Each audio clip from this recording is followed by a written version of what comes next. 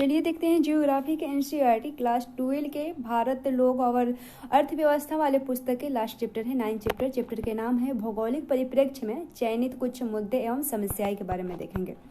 तो पर्यावरण प्रदूषण के बारे में देखें। पर्यावरण प्रदूषण मानवीय क्रियाकलापों के अपशिष्ट पदार्थों से मुक्त द्रव्य एवं ऊर्जा का परिणाम है। प्रदूषण के अनेक प्रकार है। प्रदूषकों के परिवाहित एवं विसरित होने के माध्यम के आधार पर प्रदूषण को निम्नलिखित प्रकारों में वर्गीकृत किया जा सकता है, जैसे जल प्रदूषण, वायु प्रदूषण, भू प्रदूषण एवं ध्वनि प्रदूषण है। तो जल प्रदूषण में देखें, बढ़ती हुई जनसंख्या और औद्योगिक विस्तार के कारण जल के अविवेकपूर्ण उद्योग से जल की गुणवत्ता का बहुत अधिक निम्नीकरण हुआ है। नदियों, नहरों, झीलों तथा तालाबों आदि में जल उपलब्ध जल शुद्ध नहीं रह गया है। इसमें अल्प मात्रा में निलंबित कार्बनिक तथा अकार्बनिक पदार्थ समाहित हो रहे हैं और जब जल में इन पदार्थों का सांद्रता बढ़ रह जाती है तो जल प्रदूषण हो जाता है और इस तरह वह उपयोग के योग्य नहीं रह जाता और ऐसी स्थिति में जल में स्वतः शुद्धिकरण की क्षमता को शुद्ध नहीं कर पाती है। और यद्यपि जल प्रदूषण प्राकृतिक स्रोतों जैसे अपरदन, भूस्खलन और पेड़ पौधे तथा मृत पशुओं के सड़ने गलने आदि से भी होती है, इससे से भी प्राप्त प्रदूषण फैलता है और तथापि मानव क्रियाकलापों से उत्पन्न होने वाली प्रदूषण चिंता के वास्तविक कारक है। जैसे मानव जलों को उद्योगों, कृषि एवं सांस्कृतिक गतिविधियों के माध्यम से प्रदूषित करता है और इन क्रियाकलापों में उद्योग सर्वाधिक महत्वपूर्ण सहायक है। जैसे प्रदूषण के प्रकार एवं स्रोत दिया गया है, जैसे वायु प्रदूषण में सन्निहित प्रदूषण जैसे सल्फर के ऑक्साइड, नाइट्रोजन ऑक्साइड और कार्बन मोनोऑक्साइड है और हाइड्रोकार्बन है और उसके बाद अमोनिया है, शीशा, उसके बाद है अल्डेहाइड्स, उसके बाद एल्डेहाइड्स, एस्बेस्टोज एवं बेरिलियम है। और प्रदूषण के स्रोत जैसे कोयले, पेट्रोल और डीजल का दहन यानी जलाना और उसके बाद औद्योगिक प्रक्रम, ठोस कचरा निपटान, वाहित मल निपटान आदि है। उसके बाद जल प्रदूषण में जैसे बदबू, घुलित एवं निलंबित ठोसे कण और उसके बाद अमोनिया तथा यूरिया, नाइट्रेटस तथा नाइट्रस, उसके बाद क्लोराइट्रस, उसके बाद फ्लोइड्स है और उसके बाद कार्बोनेट्स है, तेल एवं ग्रीस है और कीटनाशकों एवं कीटनाशकों के अवशेष, टैनिन, कोलिफॉर्म, एमपीएम यानी जीवाणु गणना और उसके बाद सल्फेट्स एवं सल्फाइड्स और उसके बाद भारी धातु जैसे कि सीसा, आर्सेनिक, पारा, मैग्नीज आदि रेडियोधर्मिक पदार्थ तत्व। और इसको प्रदूषण के स्रोत जैसे वाहित मल निपटान, नगरीय वाहित जल, उद्योगों के विषाक्त कृषित भूमि के उपयोग में बहता जल, बहिर्स्राव तथा नाभिकीय ऊर्जा संयंत्र है। उसके बाद भू प्रदूषण क्या है? भू प्रदूषण में सन्निहित प्रदूषण क्या है? तो मानव और पशु मलादित विषाणु एवं जीवाणु तथा रोगवाहक, बेरलन, कीटनाशक एवं उर्वरक, अवशिष्ट, क्षारीयता, फ्लोराइड्स रेडियोधर्मी पदार्थ हैं और इससे भी होता है। उसके प्रदूषण के स्रोत क्या है? अनुचित मानव क्रियाकलाप, उसके बाद अनुपचारित औद्योगिक अपशिष्ट का निपटान, कीटनाशी एवं उर्वरकों का उपयोग से होता है। उसके बाद ध्वनि प्रदूषण में सन्निहित प्रदूषण देखें, सहक्षमता से अधिक उचित ध्वनि का स्तर है। और प्रदूषण के स्रोत क्या है? तो वायुयान है, मोटर वाहन है, रेलगाड़ियां, औद्योगिक प्रक्रम तथा विज्ञापन मीडिया है। उत्पादन प्रक्रिया में उद्योग अनेक अवांछित उत्पाद पैदा करते हैं जिनमें औद्योगिक कचरा, प्रदूषण, अपशिष्ट जल, जहरीले गैसें, रासायनिक अवशेष, अनेक भारी वस्तुएं, धूल, धुआं आदि शामिल है। अधिकतर औद्योगिक कचरे को बहते जल में अथवा झीलों आदि में विसर्जित कर दिया जाता है। यह हम जल प्रदूषण देख रहे हैं और परिणाम स्वरूप विषाक्त रासायनिक तत्व जलाशयों, नदियों तथा अन्य जल भंडारों में पहुंच जाते हैं और जो इन जलों में रहने वाली जैव प्रणालियों को नष्ट कर देती है। सर्वाधिक जल प्रदूषण उद्योग चमड़ा, लुगदी और कागज, वस्त्र तथा रसायन आधुनिक कृषि में विभिन्न प्रकार के रासायनिक पदार्थों का उपयोग भी होता है, जैसे कि अकार्बनिक उर्वरक, कीटनाशक, खरपतवार नाशक आदि की प्रदूषण उत्पादन वाले करने वाले घटक है और इन रसायनों को नदियों, झीलों तथा तालाबों में बहा दिया जाता है। यह सभी रसायन जल के माध्यम से जमीन में स्रावित हो जाते हैं और होते हुए भूजल तक पहुंच जाते हैं। उर्वरक धरातलीय जल में नाइट्रेट की मात्रा बढ़ा देते हैं और भारत में तीर्थ यात्राओं धार्मिक मेले और पर्यटन आदि जैसा सांस्कृतिक गतिविधियां भी जल प्रदूषण का कारण है। भारत में धरातलीय जल के लगभग सभी स्रोत संदूषित हो चुके हैं और मानव के उपयोग नहीं है। और जल प्रदूषण विभिन्न प्रकार के जल जनित बीमारियों का एक प्रमुख स्रोत है। संदूषित जल के उपयोग के कारण प्रायः दस्त यानी डायरिया, आंतों की कृत्रिम, उसके बाद हेपेटाइटिस जैसी बीमारियां होती है। विश्व स्वास्थ्य संगठन की रिपोर्ट दर्शाती है कि भारत में लगभग 1/4 संचारी रोग जल जनित होती है। और यद्यपि नदी प्रदूषण सभी नदियों से संबंधित है, लेकिन गंगा नदी जो भारत के घनी आबादी वाले क्षेत्रों में से होकर बहती है, उसका प्रदूषण सभी के लिए चिंता का विषय है। गंगा नदी की स्थिति में सुधार के लिए राष्ट्रीय स्तर पर गंगा सफाई राष्ट्रीय अभियान शुरू किया गया था और वर्तमान में नमामि गंगे कार्यक्रम इसी से संबंधित है। यहाँ गंगा एवं यमुना नदी के प्रदूषण के स्रोत देखें, जैसे नदियों में राज्यों में जैसे गंगा उत्तर प्रदेश, बिहार और पश्चिम बंगाल में बहती है। इसके प्रदूषित पटरिया क्या है तो कानपुर का अनुप्रवाह और बनारसी का अनुप्रवाह और फर्रुखाबाद। उसके बाद प्रदूषण की प्रकृति क्या है तो कानपुर जैसे नगरों से औद्योगिक प्रदूषण और नगरीय केंद्रों और घरेलू अपशिष्ट, नदी से लाशों का विसर्जन है। अब मुख्य प्रदूषण के क्या है तो कानपुर, इलाहाबाद, बनारसी, पटना तथा कोलकाता जैसे नगर घरेलू कचरे को नदी में निर्मुक्त कर देते हैं। उसके बाद यमुना नदी का है तो यमुना नदी दिल्ली एवं उत्तर प्रदेश में है। और दिल्ली जैसे प्रदूषित पटिया क्या है तो दिल्ली से चंबल के मिलन तक और मथुरा और आगरा। उसके प्रदूषण की प्रकृति क्या है, हरियाणा और उत्तर प्रदेश द्वारा पानी का सिंचाई हेतु निर्गमन और कृषि गतिविधियों के कारण यमुना जल के उच्च स्तर पर सूक्ष्म प्रदूषणों का प्रवाह, दिल्ली का घरेलू एवं औद्योगिक कचरे का नदी में प्रवाहित करना। मुख्य प्रदूषक क्या है तो दिल्ली का अपने घरेलू अपशिष्टों को नदी में डालना है।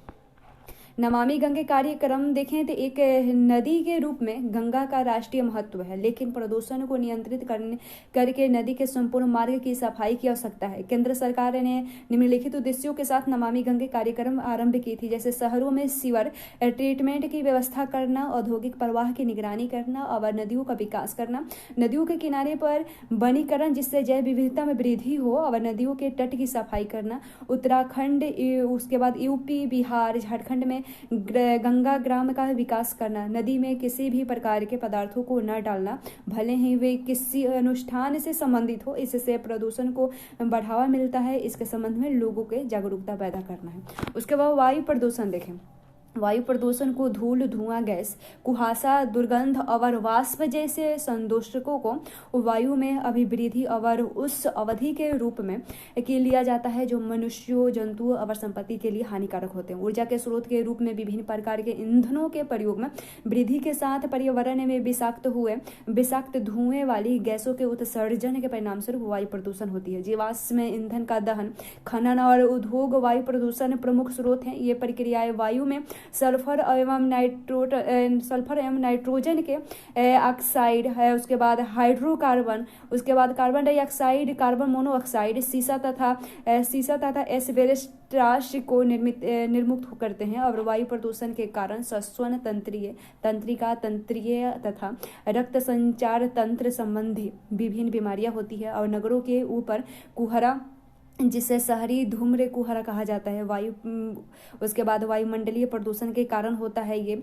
और मानव स्वास्थ्य के लिए अत्यंत घातक सिद्ध होता है। वायु प्रदूषण के कारण अम्ल वर्षा भी हो सकती है। और नगरीय पर्यावरण का वर्षा जल विश्लेषण इंगित करता है कि गर्मियों के पश्चात पहली बरसात में pH का स्तर उत्तरवर्ती बरसातों से सदैव कम हो। और वायु प्रदूषण अभी हमें हाल ही में दिल्ली में देखने को मिला था और जो अभी भी है। और ध्वनि प्रदूषण देखें, विभिन्न स्रोतों से उत्पन्न ध्वनि का मानव की सहनीय सीमा से, ध्वनि प्रदूषण में विभिन्न स्रोतों से उत्पन्न ध्वनि का मानव की सहनीय सीमा से अधिक तथा असहज होना ही ध्वनि प्रदूषण। विभिन्न प्रकार के औद्योगिकीय अन्वेषणों के चलते हाल ही के वर्षों में यह एक गंभीर समस्या बनकर उभरा है। ध्वनि प्रदूषण के प्रमुख स्रोत विविध उद्योग, मशीनीकृत निर्माण तथा तोड़फोड़ कार्य, तीव्र चालित मोटर वाहन और वायुयान इत्यादि है। इससे शायरन, उसके बाद लाउड स्पीकर, फेरी वाले तथा सामुदायिक गतिविधियों से जुड़े विभिन्न उत्सव संबंधी कार्यों से होने वाली अवधित किंतु प्रदूषण करने वाली शोर को भी जोड़ा जा सकता है। अस्थिर शोर के स्तर को डेसिबल के संदर्भ में ध्वनि स्तर के द्वारा मापा जाता है। ध्वनि के सभी स्रोतों में से यातायात द्वारा पैदा किया गया शोर सबसे बड़ा क्लेश है और इसकी तीव्रता और प्राकृतिक इन घटकों पर निर्भर करता है कि जैसे कि वायुयान, वाहन या रेलगाड़ियां की प्रकार, उन सड़कों की दशा तथा साथ ही साथ वाहन की स्थिति यानी ऑटोमोबाइल के संदर्भ में जैसे कारकों पर निर्भर करती है। समुद्री यातायात में शोर की तीव्रता माल को चढ़ाने और उतारने का निपटान करने वाले पतन तक अधिक सीमित रहता है। उद्योग की ध्वनि प्रदूषण का कारण है जिसमें उद्योग के आधार पर तीव्रता भिन्न भिन्न होती है और ध्वनि प्रदूषण स्थान विशिष्ट होता है तथा कि इसकी तीव्रता प्रदूषण के स्रोत जैसे कि औद्योगिक क्षेत्र, परिवहन मार्ग और हवाई अड्डे इत्यादि मुख्य मार्ग से दूर कम होती जाती है। और भारत के कई बड़े शहरों एवं महानगरों में ध्वनि प्रदूषण बहुत खतरनाक है। उसके बाद नगरीय अपशिष्ट निपटान देखें। नगरीय क्षेत्रों को प्रायः अति संकुल, भीड़ भाड़ तथा तीव्र बढ़ती जनसंख्या के आधार पर जनसंख्या के लिए अपर्याप्त सुविधाएं और उन्हीं के परिणाम स्वरूप साफ सफाई की खराब स्थिति एवं प्रदूषण वायु के रूप में पहचाना जाता है। ठोस से अपशिष्ट यानी कचरे के द्वारा होने वाला पर्यावरण प्रदूषण काफी महत्वपूर्ण हो चुका है क्योंकि विभिन्न स्रोतों द्वारा जनित अपशिष्ट की मात्रा बहुत अधिक होती जा रही है।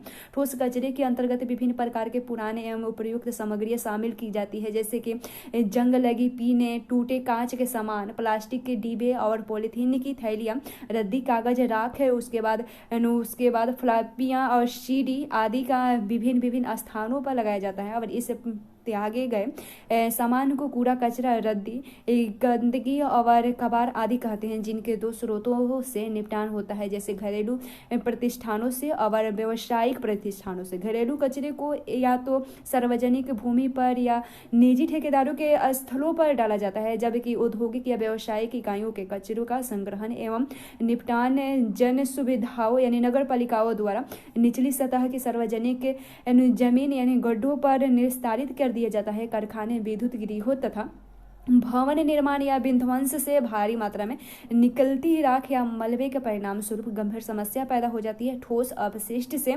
अभिप्राय है बदबू, मक्खियों एवं कृंतकों जैसे चूहे से स्वास्थ्य संबंधी जोखिम पैदा हो सकती है जैसे टाइफाइड हो सकता है और गलघोटू यानी डिप्थीरिया और दस्त तथा हैजा आदि हो सकते हैं। और इसके साथ ही यह कूड़ा कचरा अक्सर कलेश पैदा करते हैं। जब कभी भी इनका लापरवाही से निपटान किया जाता है तो यह हवा में फैलने और बरसाती पानी से छितरने के कारण परेशानी के कारण बनती है। नगरीय क्षेत्रों के आसपास औद्योगिक इकाइयों के संक्रमण से भी औद्योगिक अपशिष्टों में वृद्धि होती है। औद्योगिक कचरे को नदियों में डालने से जल प्रदूषण की समस्या होती है। नगर आधारित उद्योगों तथा औपचारिक वाहित मल के कारण नदियों में के प्रदूषण से अनुप्रवाह में स्वास्थ्य संबंधी गंभीर समस्या पैदा होती है।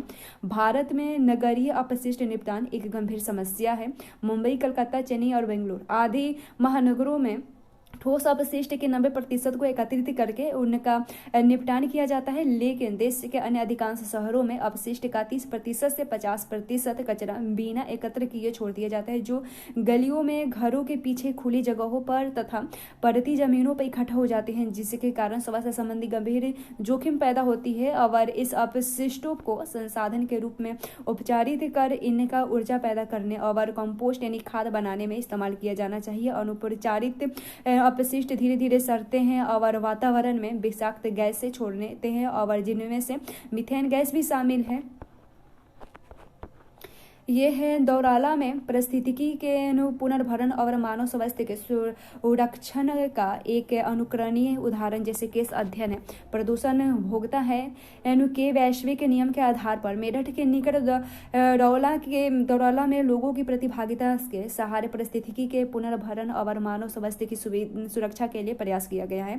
और मेरठ के एक गैर सरकारी संगठन NGO ने द्वारा पारिस्थितिकी पुनर्भरण के लिए एक मॉडल की रचना के 3 वर्ष बाद परिणाम आने आरंभ हुआ और दरौला स्थित उद्योगों के पदाधिकारियों, गैर सरकारी संगठनों, सरकारी अधिकारियों तथा अन्य पदधारियों को मेरठ में हुई मीटिंग में इसमें परिणाम सामने आए और लोगों के शक्तिशाली तर्कों, प्रमाणित अध्ययनों और दबाव ने इस गांव के 12,000 निवासियों को एक नया जीवनदान मिला। और सन 2003 की भी यह बात है कि जब दरौला वासियों की दयनीय दशा ने एक जनहित सभा का अध्ययन आकृष्ट किया। 12,000 लोगों की जनसंख्या वाले इस गांव का भूजल भारी धातुओं के संपर्क में संदूषित हो चुका था। इसका कारण यह था कि दरौला के उद्योगों के अनौपचारिक अपशिष्ट जल का भूजल स्तर में निक्षालन हो रहा था और एनजीओ के कार्यकर्ताओं ने घर घर जाकर लोगों के स्वास्थ्य स्तर संबंधी सर्वेक्षण किया और एक रिपोर्ट बनाई।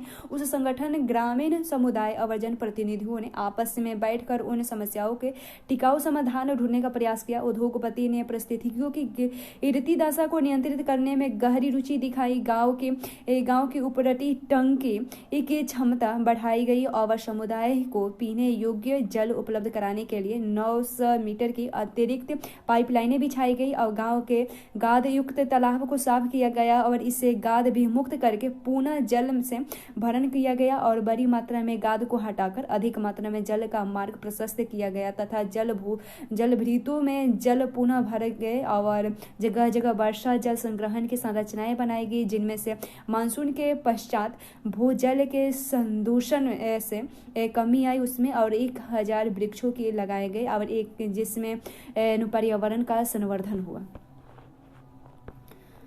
उसके बाद क्या आप जानते हैं कि वर्तमान समय में विश्व की 6 अरब जनसंख्या में से 47% जनसंख्या नगरों में रहती है और निकट भविष्य में इसमें और अधिक जुड़ जाएंगे और अनुपात का 2008 तक 50% तक पहुंचने का अनुमान है। और ये जब कहें और ये सरकारें दबाव बनाएगी कि वे जीवन की वांछित गुणवत्ता के लिए इष्टतम अवसंरचना के साथ नगरीय क्षेत्रों को जीने के लिए बेहतर स्थान बनाए। 2050 तक विश्व की अनुमानित 2/3 जनसंख्या नगरों में रह रही होगी, जो क्षेत्र की अवसंरचना और नगरों के संसाधनों पर और अधिक दबाव डालेगी और यह दबाव स्वच्छ अपराधी समस्या तथा नगरीय गरीबी के रूप में व्यक्त है।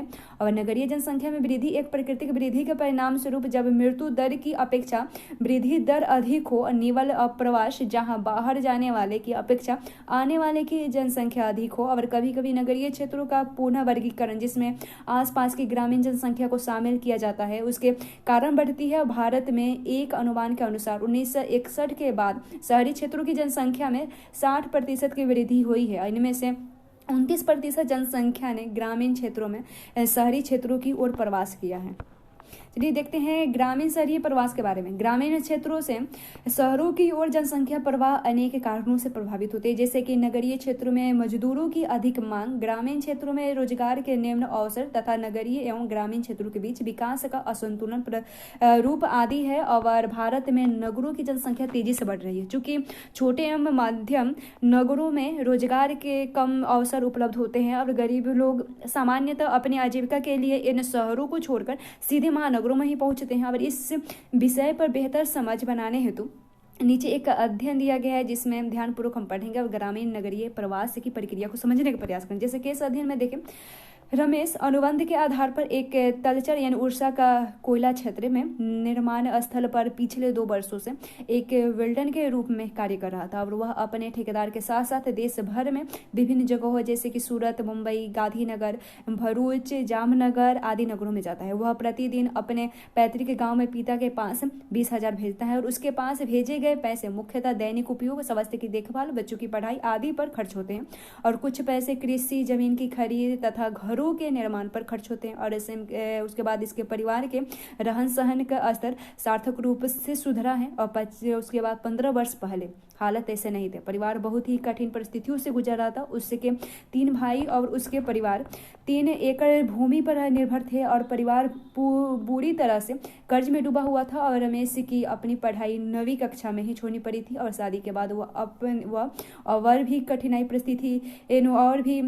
परिस्थितियों में गिर गया था। और इसी समय रमेश अपने गांव के कुछ सफल उत्प्रवासी से प्रभावित हुआ जो लुधियाना में काम कर रहे थे और गांव में अपने परिवारों को पैसे और उपभोक्ता वस्तु भेज कर पाल पोस रहे थे। और इस तरह परिवार की कंगाली और लुधियाना में नौकरी का भरोसा पाकर वह अपने मित्रों के साथ पंजाब चला गया था। उसने 1988 में लुधियाना की एक के ओन फैक्ट्री में 20 रुपये प्रतिदिन की मजदूरी पर 6 माह तक काम किया और अपनी इस अल्प आय में व्यक्तिगत खर्चों का इंतजाम करने में बहुत मुश्किल आई और साथ ही साथ उसे नई संस्कृति और पर्यावरण के साथ स्वयं को अनुकूलित करने में कठिनाइयों का सामना करना पड़ा। इसके बाद उसने अपने दोस्तों के मार्गदर्शन पर लुधियाना में सूरत में काम करने के लिए निर्णय लिया और सूरत में उसने वेल्डिंग के कार्य करने में कौशल सीखा और उसके बाद उसी ठेकेदार के साथ अलग अलग जगहों पर जाता है। हालांकि रमेश के गाँव में उसके परिवार की आर्थिक स्थिति सुधरी है, परंतु उससे अपने से दूर रहने की पीड़ा झेलनी पड़ती है और वह अपनी पत्नी और बच्चों को अपने साथ नहीं ले जा सकता क्योंकि उसकी नौकरी अस्थायी और स्थानांतरीय है। एक यहाँ है धारावी, एशिया की विशालता में बस्ती नगर है, गंदी बस्ती है, असलम है और बसें सिर्फ बस्ती की परिधि से गुजरती है और ऑटो रिक्शा अपवाद स्वरूप भी इससे के अंदर नहीं जा सकते। धारावी केंद्रीय मुंबई का एक हिस्सा है जहां तिपहिया वाहनों का प्रवेश भी निषेध है और इस गंदी बस्ती से केवल एक मुख्य सड़क गुजरती है। इसे नाइट्रीफूट रोड के गलत नाम से जाना जाता है जो अपनी चौराहे में घटकर आधे से कम रह गई है। कुछ एक गलियां एवं पगडंडियां इतनी संकरी है कि वहां से एक साइकिल का गुजरना भी मुश्किल है और समुचित बस्ती अस्थायी निर्माण के भवन है जो कि 2 से 3 मंजिलें ऊंची हैं तथा उनमें जंग लगी लोहे हैं और सीढ़ियां ऊपर की ओर जाती है तथा एक ही कमरे के किराए पर लेकर पूरा परिवार रहता है। कई बार तो यहाँ के कमरे में 10 से 12 लोग रहते हुए दिखाई देते हैं और यहाँ के एक प्रकार के विक्टोरिया लंदन के पूर्वी सिरे की औद्योगिक इकाइयों का उत्कन अनुवर्तित संस्करण है जैसी है अवल, लेकिन धारावी बहुत ही निराशाजनक रहस्यों का पालक है। अपेक्षाकृत धनाढ्य मुंबई के निर्माण में इसकी भूमिका है। यहाँ पर छाया रहित स्थान, वृक्षा रहित, सूर्य की रोशनी, उसके बाद असंग्रहित कचरा, गंदे पानी के ठहरे हुए गड्ढे और जहाँ केवल अमानवीय प्राणी जैसे काले कौवे और लंबे चूहे, भूरे चूहे के साथ साथ कछुए सर्वाधिक सुंदरतापूर्वक तथा भारत में निर्मित मूल्यवान एवं उपयोगी सामान्य बनाए जाते हैं और धारावी से मृत्तिका शिल्प यानी सेरेमिक्स, मिट्टी का बर्तन, कासीदाकारी एवं जरी के काम और परिकृष्ट चमड़े का काम, उच्च फैशन वस्तुएं और वस्त्र आदि बनाए जाते हैं। महीन पीड़वा यानी रॉट धातु का कार्य भी होता है और उत्कृष्ट आभूषण, सेंट, लकड़ी की पचिकारी तथा फर्नीचर आदि भारत एवं दुनिया भर के धनाढ्यों के घरों तक जाता है। और धारावी वस्तुतः सागर का एक ऐसा हिस्सा है जो कि व्यापक रूप से कचरे से भरी गई जगह पर है, जिससे कचरा मुख्यतः यहाँ पर रहने वाले के लिए लोगों द्वारा उत्पादित किया गया था जो अधिकतर अनुसूचित जाति और गरीबी मुसलमान थे आदि थे। और यहाँ नाली गार्ड चादरों से बनी 20 मीटर ऊंची जगह या भवन इधर उधर संबंध पड़ी है जिनमें से खाल एवं चमड़ा शोधन के कार्य होते हैं। यहाँ पर खुशी का हिस्सा यह है कि सभी जगह कूड़ा कचरा छितरा हुआ है। टिप्पणी देखें, विकसित देशों में रमेश जैसे गरीब, अर्धशिक्षित एवं अकुशल श्रमिक ग्रामीण क्षेत्रों से प्रायः शहरी क्षेत्रों में असंगठित एवं अनौपचारिक क्षेत्रों के छोटे मोटे धंधे परिवार का पोषण करने के लिए प्रवास करते हैं, जो कि गंतव्य स्थान पर मौजूद काफी कम होती है। इसलिए पत्नियों को गांव में बच्चों और बड़ों को देखभाल के लिए छोड़ देते हैं और इसी कारण ग्रामीण नगरीय प्रवास में पुरुषों का प्रभुत्व होता है। गंदी बस्तियों की समस्या देखें, नगरीय केंद्र की अवधारणा को ग्रामीण से विभेदित करने के लिए आवासीय भूगोल में परिभाषित किया गया है कि जिसके बारे में आप पहले ही पुस्तक के कुछ अध्याय में पढ़ चुके हैं कि मानव भूगोल के सिद्धांत नामक पुस्तक में पढ़े हैं कि इस अवधारणा को विभिन्न देशों के अलग अलग तरीके से परिभाषित भी किया गया है। नगरीय एवं अनगरीय बस्तियां अपने प्रकारों से भिन्न होती है और कई बार वे दूसरों के पूरक भी होती है। इन सब के बावजूद ये नगरीय और ग्रामीण क्षेत्र दो भिन्न है, जैसे सांस्कृतिक और सामाजिक, राजनीतिक, आर्थिक एवं प्रौद्योगिकी वातावरण में विकसित हुई है। भारत जिसमें ग्रामीण जनसंख्या अधिक है और इसके जहाँ गाँवों को महात्मा गांधी ने आदर्श गणतंत्र माना था, वहाँ अधिकतर ग्रामीण क्षेत्र अभी भी गरीब है और प्राथमिक क्रियाकलाप से संलग्न यहाँ पर अधिकतर ग्राम मुख्यतः नगरीय रोड के पृष्ठ प्रदेश की रचना करते हुए इनके परिशिष्ट के रूप में विद्यमान है। और ऐसा इसलिए लगता है कि नगरीय केंद्र ग्रामीण क्षेत्रों को विपरीत भेदीकृत एवं एक रूप इकाई है। इसके विपरीत भारत में नगरीय केंद्र सामाजिक, आर्थिक, राजनीतिक, संस्कृति एवं विकास के अन्य संकेतों को किसी अन्य क्षेत्र की अपेक्षा कहीं अधिक विविधतापूर्ण है। सबसे भी ऊपर फार्म हाउस तथा उच्च आय वर्ग की बस्तियां हैं, जिनमें चौड़ी सड़कें, स्टील लाइट है और जल एवं स्वच्छता सुविधाएं, पार्कों, उपवन तथा सुविकसित हरित पट्टियां, खेल के मैदान एवं व्यक्तिगत सुरक्षा के प्रावधान तथा व्यक्तिगतता के अधिकार के रूप में सुविकसित नगरीय अवसंरचनाएं हैं। और दूसरे छोर पर झुग्गी बस्ती है, गंदी बस्तियां, झोपड़पट्टी तथा पटरियां के किनारे बने ढांचे खड़े हैं और इनमें वे लोग रहते हैं जिन्हें ग्रामीण क्षेत्रों से नगरीय क्षेत्र से में आजीविका की खोज में प्रवासी होने के लिए विवश होना पड़ा, या वे उच्च किराए और जमीन की महंगी कीमत के कारण पर अच्छे आवासों में नहीं रह सकते थे। वे अपने पर्यावरण की दृष्टि से बेमेल और निम्नलिखित क्षेत्रों पर कब्जा कर रहे हैं। और गंदी बस्तियां न्यूनतम वांछित आवासीय क्षेत्र होते हैं जहां जीर्ण शीर्ण मकान, स्वास्थ्य की निम्न सुविधाएं, खुली हवा का अभाव तथा पेयजल और प्रकाश तथा शौच सुविधाएं जैसी आधारभूत आवश्यकताएं चीजों का अभाव पाया जाता है। और खुले में शौच, अनियमित जल और की निकासी व्यवस्थाएं, भीड़ भारी संकरी सड़कें, स्वास्थ्य तथा सामाजिक समस्याएं। इसके अतिरिक्त गंदी बस्तियों की अधिकांश जनसंख्या नगरीय अर्थव्यवस्था के असंगठित क्षेत्र में कम वेतन और अधिक जोखिम भरा कार्य करते हैं। परिणाम स्वरूप ये लोग अल्प शोषित होते हैं और उन्हें विभिन्न रोगों और बीमारियों की संभावना बनी रहती है। ये लोग अपने बच्चे के लिए उचित शिक्षा का खर्च भी वहन नहीं कर सकते और गरीबी उन्हें नशीली दवाएं, शराब, अपराध, गुंडागर्दी, पलायन, उदासीनता और अंततः सामाजिक बहिष्कार के लिए प्रति उन्मुक्त करती है। स्वच्छ भारत मिशन शहरों के नवीनीकरण का एक हिस्सा है, जिसे भारत सरकार ने शहरी गंदगी बस्तियों में जीवन की गुणवत्ता में सुधार लाने के लिए शुरू किया था। भू निम्नीकरण देखें, कृषि योग्य भूमि पर दबाव का कारण केवल सीमित उपलब्धता ही नहीं है, वरन इसकी गुणवत्ता में कमी की इसका कारण यह है कि मृदा अपरदन, लवणता तथा जल तथा भू साक्षरता में भू निम्नीकरण होता है। भू उर्वरकता के प्रबंधन के साथ साथ उससे का अविरल उपयोग होने का क्या स्थिति होगी। भू निम्नीकरण होगा तथा उत्पादकता में कमी आएगी। भू निम्नीकरण का अभिप्राय अस्थायी और अस्थायी तौर पर भूमि की उत्पादकता की कमी है। यद्यपि सभी निम्न कोटि भूमियां व्यर्थ भूमि नहीं है, लेकिन अनियंत्रित प्रक्रियाएं इसे व्यर्थ भूमि में परिवर्तित कर देती है। निम्नीकरण दो प्रक्रियाओं द्वारा तीव्रता से होती है। ये प्रक्रियाएं प्राकृतिक तथा मानव जनित होती हैं और भारतीय दूर संवेदन संस्थाएं ने व्यर्थ भूमि को दूर संवेदन तकनीकी की सहायता से सीमांकित किया है और इस प्रक्रियाओं के आधार पर इनको वर्गीकृत किया जा सकता है, जैसे प्राकृतिक खड्ड और मरुस्थलीय या तटीय रेतीली भूमि और बंजर चट्टानी क्षेत्र, तीव्र ढाल वाली भूमि तथा हिमानी क्षेत्र। ये मुख्यतः प्राकृतिक कारकों द्वारा घटित हुई है और प्राकृतिक तथा मानव जनित प्रक्रियाओं ने निम्नकोटि भूमियों में जलाक्रांत और दलदली क्षेत्र, लवणता और क्षारता से प्रभावित भूमियां, झाड़ी सहित और झाड़ियों रहित भूमियों आदि सम्मिलित है। कुछ अन्य निम्नकोटि भूमियां भी है, जैसे स्थानांतरित कृषि जनित क्षेत्र, रोपण कृषि जनित, क्षारित वन और क्षरित चारागाह तथा खनन और औद्योगिक व्यर्थ क्षेत्र जो मानवीय प्रक्रियाओं से कृषि की आयोग हुई है। तालिका जैसे यहाँ दर्शाती है कि प्राकृतिक प्रक्रियाओं की अपेक्षा मानवीय प्रक्रियाओं द्वारा अधिक व्यर्थ भूमि भी है। उसके केस एक अध्ययन देखें, झाबुआ जिला मध्य प्रदेश के अति पश्चिमी कृषि जलवायु क्षेत्र में अवस्थित है। यह वास्तव में हमारे देश के सर्वाधिक 5 पिछड़े जिलों में से एक है।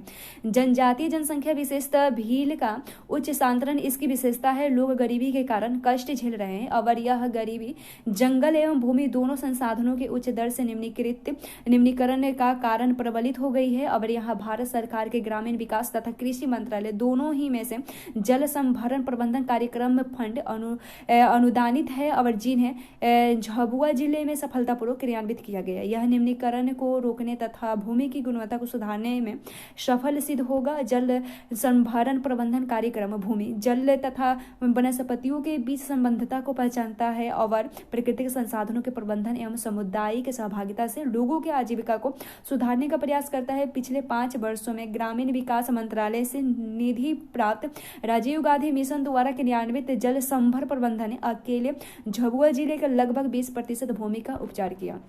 और झाबुआ जिले का पेटलावाड़ा विकास खंड जिले के सर्वाधिक उत्तरी छोर पर स्थित है तथा सरकार एवं गैर सरकारी सरकारी एवं गैर सरकारी संगठन की साझेदारी तथा जल संभरण प्रबंधन हेतु सामुदायिक और प्रतिभागिता का सफल और रोचक प्रकरण प्रस्तुत करता है।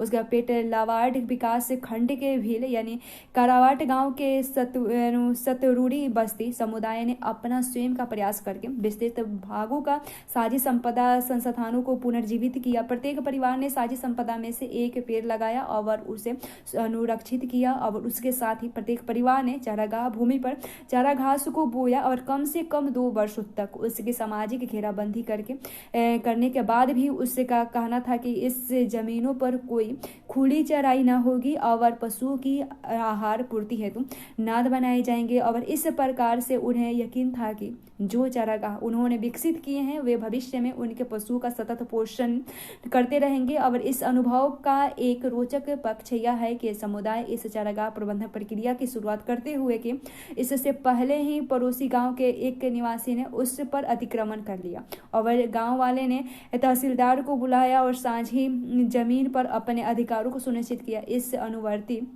संघर्ष को गांव वालों द्वारा सुलझाया गया जिसके द्वारा उन्हें साझी चारागाह भूमि पर अतिक्रमण करने वाले दोषी को अपने प्रतियोगिता समूह का सदस्य बनाकर उसे साझी चारागाह भूमि की हरियाली से लाभांश देना आरंभ हुआ। और साझी संपदा संसाधन के बारे में भूमि संसाधन एवं कृषि वाले अध्ययन को देखेंगे।